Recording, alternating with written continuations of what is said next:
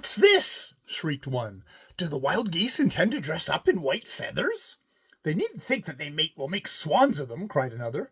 They began shrieking, one louder than another, in their strong, resonant voices. It was impossible to explain that a tame goosey gander had come with the wild geese. "That must be the Goose King himself coming along," they said tauntingly. "There'll be no limit to their audacity." "That's no goose, it's only a tame duck." The big white gander remembered Akka's admonition to pay no attention, no matter what he might hear. He kept quiet and swam ahead as fast as he could, but it did no good. The swans became more and more impertinent. "What kind of frog does he carry on his back?" asked one. "They must think that we don't see it's a frog because it's dressed like a human being." The swans, who but a moment before had been resting in such perfect order, now swam up and down excitedly. All tried to crowd forward to get a glimpse of the white wild goose.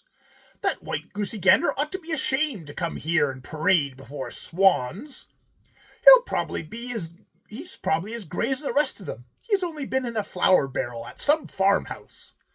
Akka had just come up to Daylight and was about to ask him what kind of help he wanted of her, when the Swan King noticed the uproar among the swans. "What do I see? Haven't I taught you to be polite to the strangers?" he said with a frown. Snow White, the Swan Queen, swam out to restore order among her subjects, and again Daylight turned to Akka. Presently Snow White came back, apparently greatly agitated. "Can't you keep them quiet?" shouted Daylight. "There's a wild white goose over there," answered Snow White. "Is it not shameful? I don't wonder that they are furious." "A white wild goose?" scoffed Daylight. "That's too ridiculous. There can't be such a thing. You must be mistaken." The crowd around Morton Goosey Gander grew larger and larger. Akka and the other wild geese tried to swim over to him, but were jostled hither and thither, and could not get to him. The old Swan King, who was the strongest among them, swam off quickly, pushed all the others aside, and made his way over to the big white gander.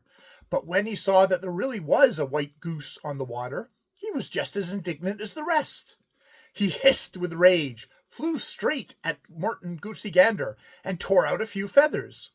"I'll teach you a lesson, wild goose," he shrieked, "so that you'll not come again to the swans, togged out in this way." "Fly, Morton Goosey Gander, fly, fly!" cried Akka, for she knew that otherwise the swans would pull out every feather the Goosey Gander had. "Fly, fly!" screamed Thimbletot too. But the Goosey Gander was so hedged in by the swans that he had not room enough to spread his wings.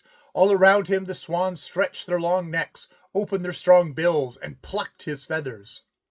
Morton Goosey Gander defended himself as best he could by striking and biting. The wild geese also began to fight the swans. It was obvious how this would have ended had the geese not received help quite unexpectedly. A red tail noticed that they were being roughly treated by the swans. Instantly he cried out the shrill call that little birds use when they need help to drive off a hawk or a falcon.